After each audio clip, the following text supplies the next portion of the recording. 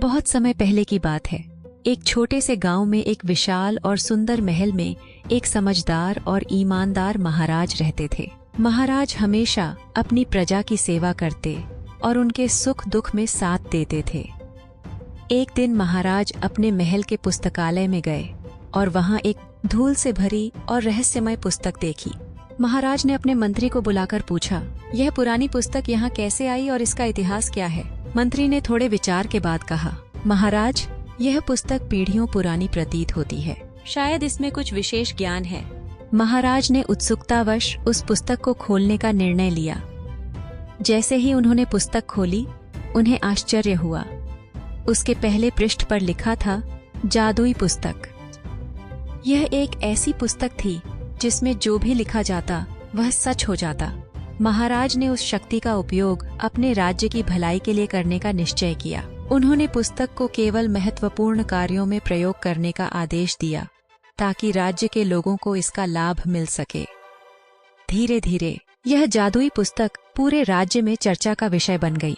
एक दिन गांव का एक गरीब लेकिन नेकदिल युवक रामू महाराज के पास पहुंचा। उसने महाराज से विनम्रता पूर्वक उस पुस्तक को मांगा और बताया कि यह पुस्तक उसके दादा की थी, जिन्होंने इसे अपनी साधना से प्राप्त किया था। रामू ने महाराज को एक पुराना पत्र भी दिखाया, जिसमें इस पुस्तक का उसके परिवार से संबंध होने का प्रमाण था। महाराज ने रामू की सच्चाई और ईमानदारी को देखते हुए उसे पुस्तक दे दी, लेकिन उसे समझाया, ध्यान से इसका उपयोग करना। रामू, यह शक्ति केवल भलाई के लिए है। रामू ने पुस्तक को अपने जीवन को सुधारने के लिए उपयोग करने का सोचा। उसने सबसे पहले अपने लिए एक छोटा सुंदर घर बनाने की इच्छा की। पुस्तक के माध्यम से उसकी यह इच्छा पूरी हुई, लेकिन उसके मन में जल्दी ही एक सवाल उठा। क्या यह शक्ति केवल उसकी इच्छाओं को पूरा करने के लिए थी, या वह इसका उपयोग दूसरों के भले के लिए भी कर सकता था? रामू ने संकल्प लिया कि वह इस पुस्तक का उपयोग केवल समाज की भलाई के लिए करेगा। एक दिन गांव पर डाकुओं का हमला हुआ। महाराज और उनके परिवार समेत कई लोग महल में शरण लिए हुए थे। रामू ने तत्परता से पुस्तक में लिखा, गांव की रक्षा का समाधान हो, और अचानक जादुई शक्तियों ने गांव को बचा लिया।